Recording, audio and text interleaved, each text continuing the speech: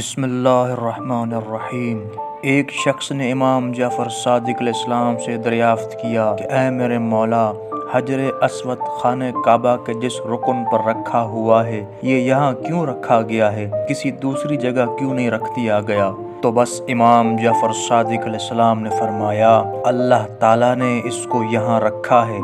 دراصل یہ ایک ایسا پتھر ہے جس کو اللہ تعالیٰ نے جنت سے حضرت آدم علیہ السلام کے پاس بھیجا تھا اور میثاق کی وجہ سے اس رکن کے پاس رکھ دیا گیا، کیونکہ اللہ تعالیٰ نے حضرت آدم علیہ السلام کی اولاد سے، جبکہ وہ ابھی حضرت آدم علیہ السلام کی پشت میں تھے، عہد و میثاق لیا تو اسی مقام پر لیا گیا، اور اسی مقام پر حضرت امام مہدی علیہ السلام کے لیے ایک طائر یعنی پرندہ اترے گا، اور سب سے پہلے وہ طائر آپ کی بیعت کرے گا،